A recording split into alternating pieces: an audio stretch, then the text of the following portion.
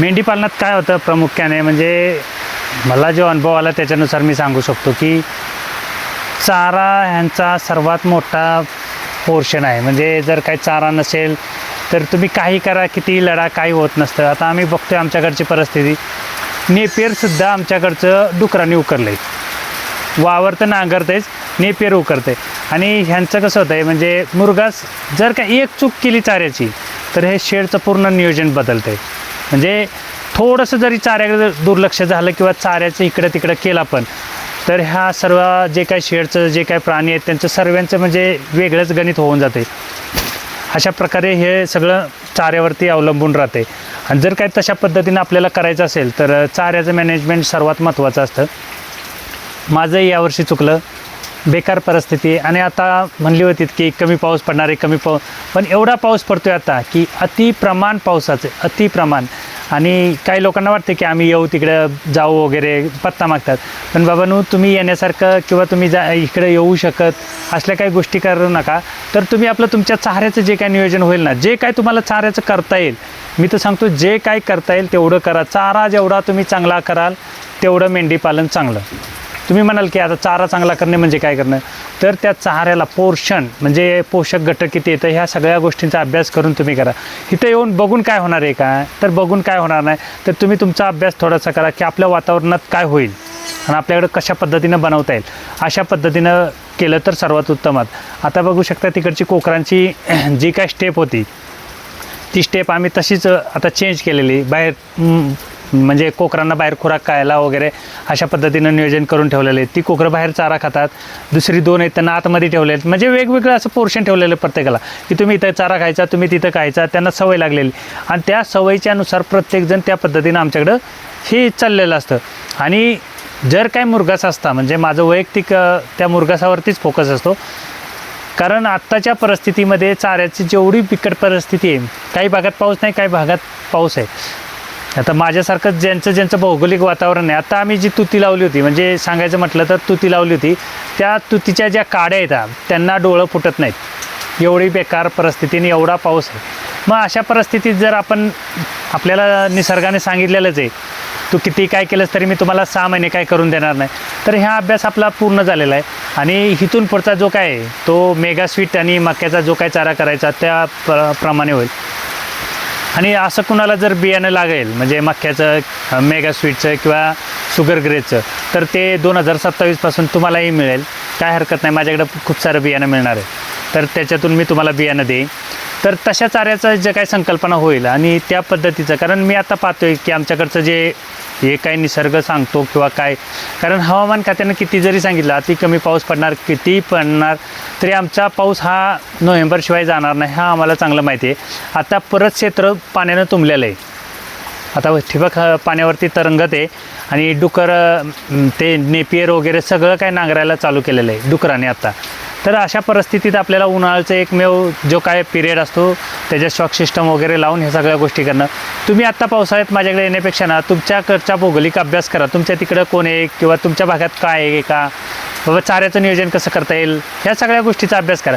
ह्या पावसात इथं येऊन काय बघणार आहे, आम्ही घरातनं बाहेर जात नाही आणि जी काही लावणी आहे तेवढ्यापुरतंच बाहेर जातो, त्याच्यानंतर बाहेर जात नाही.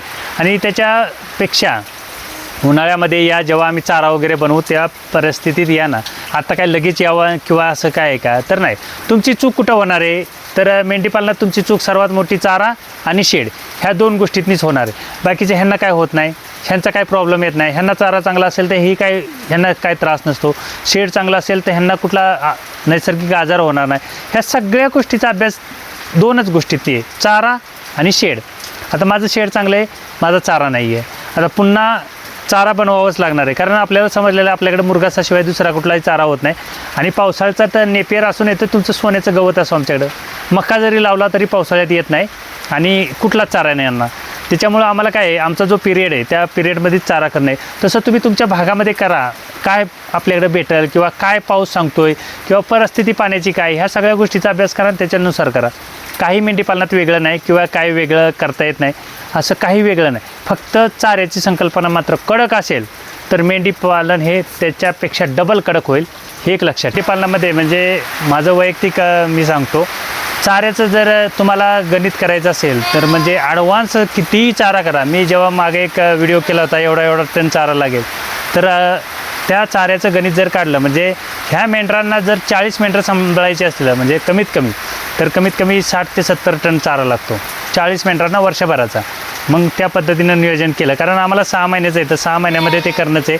त्याच्या पलीकडे दुसरं काय करता येणार नाही हे आम्हाला चांगलं पक्क म्हणजे ह्या वर्षी तर पक्क समजलं. कारण लोकांनी सांगितलं दुष्काळ पडणार आहे, पाऊस कमी पडणार आहे, हे सगळं पाहिल्यानंतर आत्ता आमच्या लक्षात आलं किती जरी काय सांगितलं कोणी तरी आपला पाऊस हा त्याच पद्धतीनं पडणार. थोडा लेट होईल किंवा काय होईल पण पाऊस आमचा पडणार आणि त्या पावसामध्ये आमचा चारा कुठलाच येणार नाही. माझंच काय माझ्यासारखं जे काही डोंगर भागात असतील कोण त्या डोंगर भागात अशीच परिस्थिती होणार. म्हणून मुरघासाची संकल्पना, कारण दुसरं चारा आहेत की पण त्यांचा मुरघास करता येतो का हेच नाही ना. मग आम्हाला एकमेव पर्याय काय आहे तर मुरघास करणे आणि तो एकमेव फायदा काय होतो. आणि मुरघासामध्ये सुद्धा जर काय तुम्ही साध्या मशनीनं करत असाल म्हणजे ज्या काही गायींना कुट्टी मशीन असतात किंवा म्हशीच्या त्या मशनीतनं जर कुट्टी केलेला मुरघासा असेल तर त्या मुरघासाला प्रेस करणं चांगलं सर्वात महत्त्वाचं असतं. आणि तोच मुरघास मेगास्वीट किंवा शुगर ग्रेज किंवा मक्का हा तुडीतनं करा आणि त्याला प्रेस किती करायला लागतं हे बघा. कारण प्रेस नाही केलं तर बुरशी लागण्याचा प्रकार जास्त प्रमाणात होतो त्याला. आणि जर काय प्रेस झाला त्याच्यात हवा नाही आणि मुरघासाची पूर्ण पॅक केली वर काय करायचं तुम्ही मातीच्या गोण्या ठेवा, वाळूच्या गोण्या ठेवा किंवा वजन काहीतरी ठेवा ज्याने हवा त्यातनं बायपास होणार नाही किंवा हवा त्याच्यात जाणार नाही. असं केलं तर मुरघास एकदम चांगला राहतो म्हणजे खराब होत नाही. पण तसं जर नाही केलं तुम्ही तर मुरघास खराब होण्याचे पण चान्सेस असतात. मग ते मुरघास करताना ती एक प्रक्रिया करा, त्याच्यात कल्चर टाका, दुसरं काय टाकू नका. 20 रुपयाला काय कितीला तरी कल्चर येतं आणि ते एक कल्चर टाकलं मुरघास खराब होणार नाही काय नाही त्या पद्धतीनं मुरघास राहतो.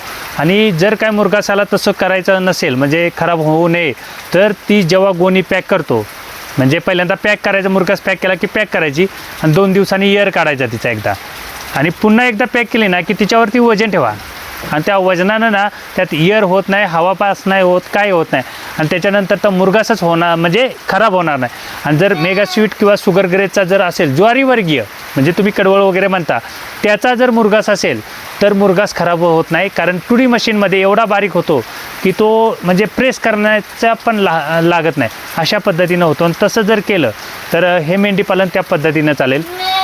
पुन्हा मी सांगतोय माझ्याकडे आत्ता पावसाळ्यात येऊच नका.